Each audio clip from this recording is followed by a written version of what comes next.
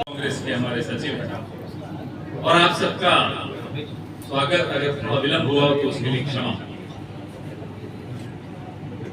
विलंब तो हो ही गया, आप सबको भी, हम सबको भी, और देश को। लेट हो गया, स्लो हो गया, धीरे हो गया, रुक गया।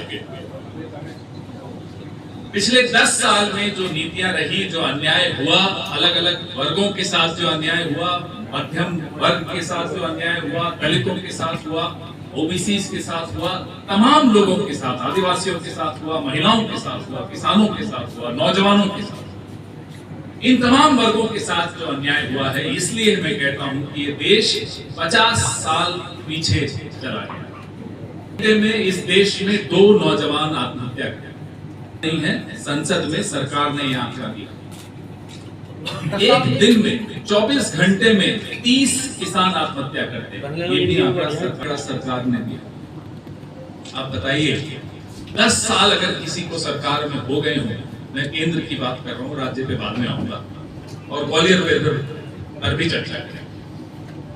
10 साल कोई सरकार में हो और वो पिछले 10 साल का अपना रिकॉर्ड नहीं दे रहा हो, अपनी रिपोर्ट कार्ड नहीं दे रहा हो, तो मतलब बताने के लिए कुछ नहीं। हम सवाल पूछते हैं कि जो आपने वादे किए थे वो पूरे क्यों नहीं किए। हम सवाल पूछते हैं कि क्यों महिलाओं के खिलाफ इतना अत्याचार हो रहा है। जवाब में आता है हिंदू मुस्लिम, जवाब में आता है पाकिस्तान, जवाब में आता है नेहरू जी। 10 साल के बाद आपको अगर आज भी पाकिस्तान और हिंदू मुसलमान और नेहरू जी और गांधी परिवार और महात्मा गांधी और नाथूराम गोडसे और इस तरह के विवाद पैदा करने हैं, तो मतलब आपके पास बताने के लिए कुछ नहीं। आपके यहाँ बहुत अच्छा उसका स्वागत हुआ और आप सबको धन्यवाद कि उस भारत जोड़ो यात्रा और उसके बाद भारत जोड़ो न्याय यात्रा में जो संवाद स्थापित हुआ हमारे नेतृत्व का, लोगों के साथ, नौजवानों के साथ, महिलाओं के साथ, आदिवासियों के साथ, पत्रकारों के साथ, उसी की उपज है हमारा न्याय पत्र, उसी की उपज है हमारा मैनिफेस्टो। बोले चले जाए, हर व्यक्ति कॉलेज नहीं जा पाता, हम मानते हैं, हर व्यक्ति पढ़ नहीं पाता, हम मानते हैं, लेकिन आप प्रधानमंत्री हो। हमें नहीं चिंता आपकी डिग्री असली है नकली, हमें कोई मतलब नहीं है उससे, लेकिन आप प्रधानमंत्री हो, आपके आसपास एक पूरा ऑफिस है। पढ़ लेते जरा हमारा मैनिफेस्टो, फिर उस पर इस तरह की हल्की टिप्पणी तो नहीं करते जिस तरह की आप कर रहे हैं। हमारा मैनिफेस्टो न्याय की बात करता है, हमारा मैनिफेस्टो नौजवानों को 30 लाख नौकरियों की बात करता है कि जो रिक्त पद हैं, 30 लाख रिक्त पद सरकारी, उन्हें भरा जाए। हमारा मैनिफेस्टो पहली नौकरी पक्की की गारंटी देता है।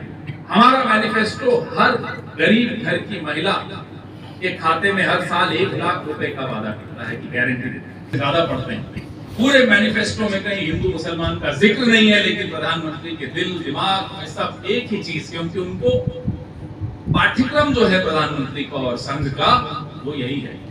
विकास की बात उनके पाठ्यक्रम से बाहर है, न्याय की बात उनके पाठ्यक्रम से बाहर है, नौजवानों को नौकरी देने की बात उनके पाठ्यक्रम से बाहर है।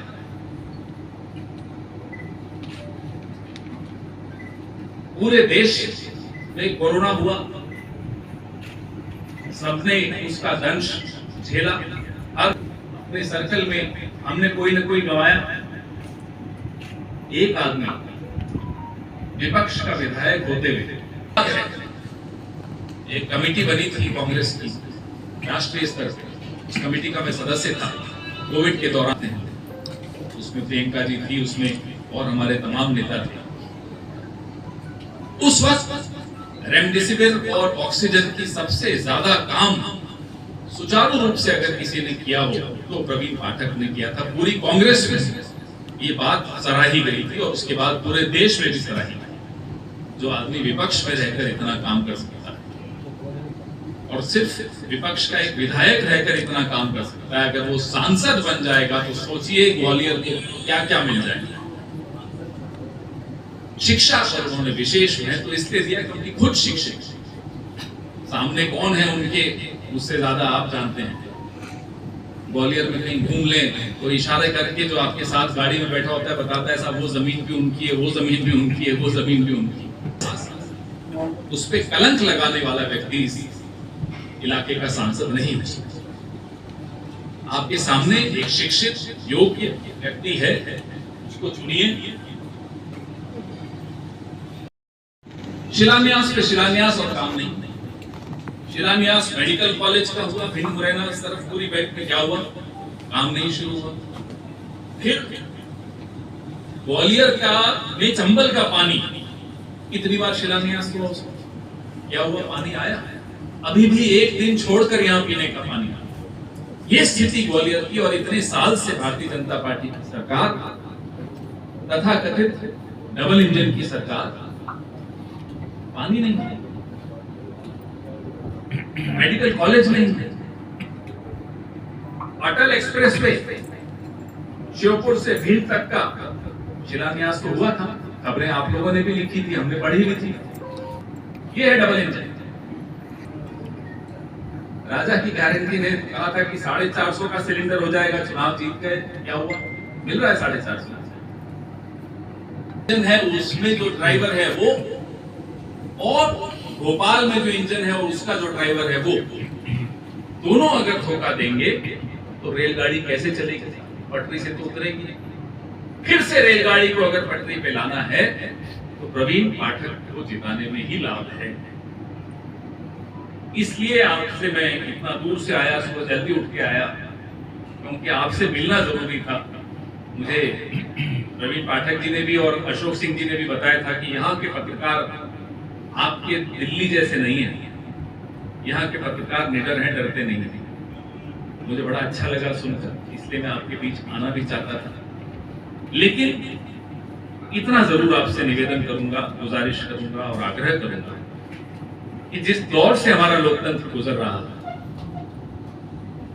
उसमें अगर हम और आप आज सजग होकर इसको नहीं बचाएं तो आने वाले 5 साल में ना आप यहाँ बैठकर सवाल पूछ पाएंगे, ना मैं यहाँ बैठकर, हम लोग सब, शिव भाटिया जी, हम, राम पांडे जी और हमारे देवेंद्र शर्मा जी, कोई यहाँ बैठकर आपसे बातचीत नहीं कर पाएगा। हम जेलों में होंगे और आप लोग अपनी EMI का संघर्ष में लगे हुए। लोकतंत्र खत्म हो गया। बात इसलिए नहीं है क्योंकि इनके मन में जो बात होती है ये अक्सर इनके मुंह पर आ जाती है। कभी अनंत हेगड़े के मुंह पर आ जाती है, कभी अरुण गोविल जी के मुंह पर आ जाती है, कभी ज्योति विरधा के मुंह पर आ जाती है कि साहब 400 सीटें दे दो, 272 से काम चल रहा है तो 400 क्यों चाहिए आपको? फिर उनके मन की बात आ जाती है कि 400 इसलिए चाहिए संविधान बदलना। संविधान क्यों बदलना है?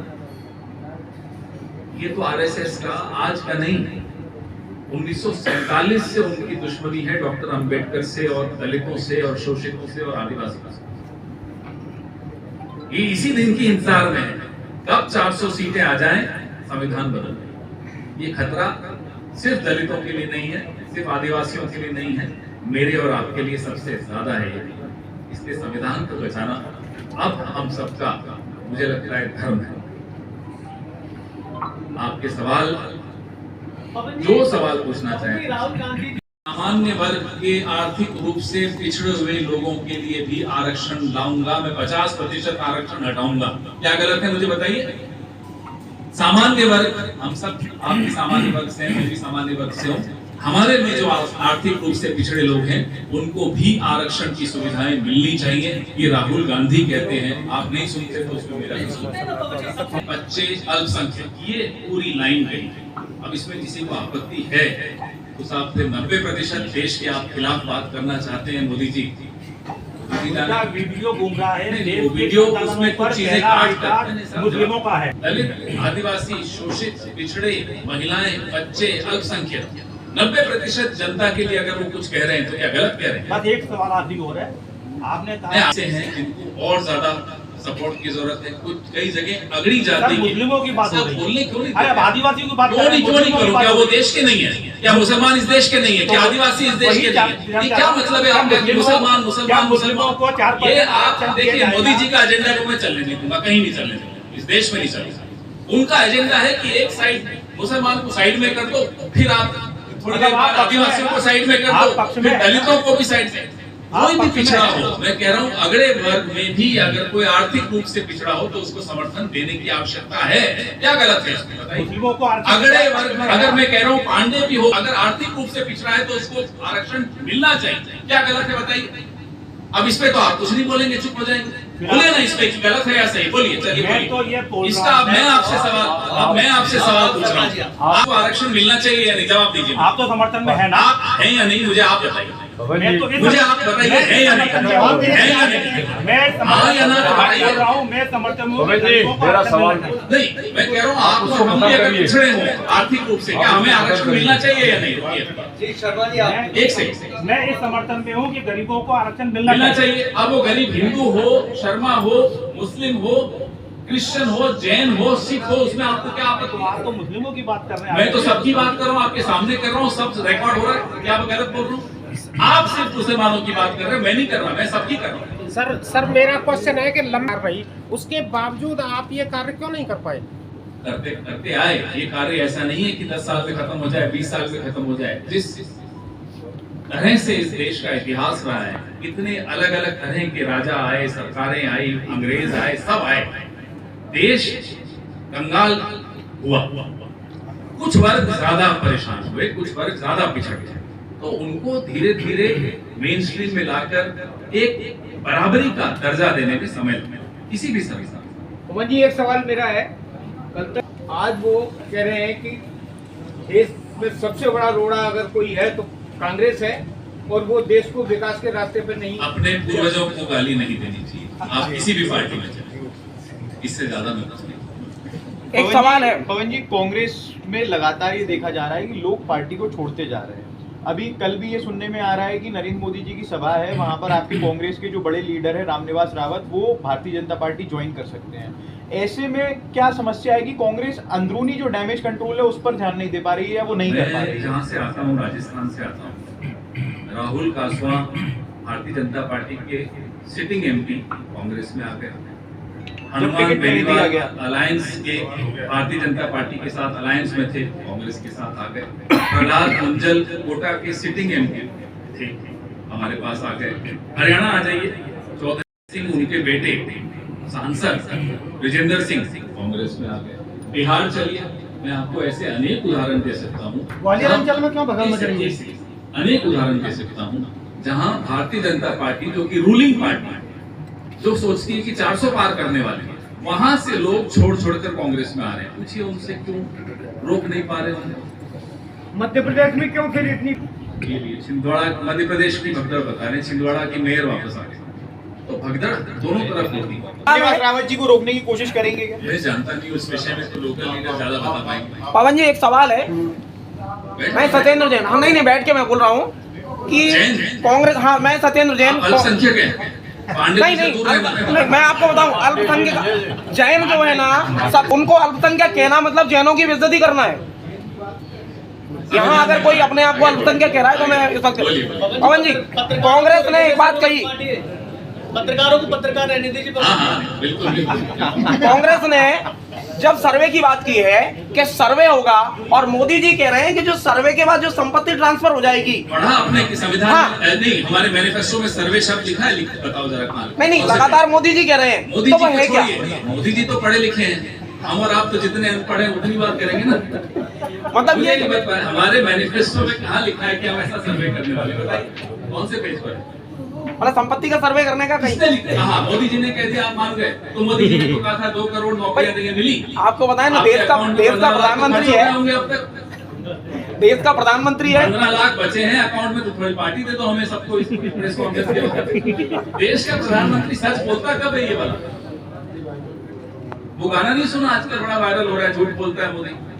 मतलब ये माने कि प्रधानमंत्री जी के 10 साल नरेंद्र मोदी झूठ बोलना मेरे बड़ा साथ। झूठ बोलने वाला प्रधानमंत्री इस देश के इतिहास में कभी नहीं आया, और इस देश में आगे कभी ना आए, ऐसी प्रभु से हमारी प्रार्थना है। पवन जी, मैं एक प्रश्न करूंगा। अनाज वाला वो राष्ट्रीय स्तर पर तो मैं दावे के साथ कह सकता हूँ कि विपक्ष, इस देश का विपक्ष बिना मीडिया के पिछले 10 साल से अनाथ है। आप यहाँ बैठोगे? आप जब बोलते हैं मीडिया में, आप डिबेट में बैठते हैं, तो आपको चुप कराया जाता है, क्यों कराया जाता है? उनसे पूछिए साहब, वो उनकी भी गलती नहीं है, मीडिया वालों की भी गलती नहीं है। सुबह सुबह एक आदमी बैठा है पीएमओ में, वो एक गाना था ना, आप जब बड़े हो रहे थे पंडित जी, मान रहे हमारा एक पड़ोसी है, नाम उसका जोशी है, उसका नाम है हिरेन जोशी। वो मैसेज भेज देता है संपादकों को, फिर कोई पवन खेड़ा का फीडर डाउन, राहुल गांधी जी की कोई सभा नहीं दिखा नहीं, ये चलता रहता है। हम भी सीख रहे हैं, जब सरकार में आएंगे शायद यही करना पड़े। हमारे ये अंतर है कांग्रेस और भाजपा में। तो अब आपने बोला, हमने इस देश में लोकतंत्र को मजबूत रखा, जीवित रखा। पत्रकारिता कैसे होनी चाहिए उसमें हम हस्तक्षेप नहीं करते। हमने सरकारें चलाई लोगों से सलाह लेकर, लोगों की सुनकर। ये परंपरा पिछले 10 साल में यहाँ टूटी है केंद्र से।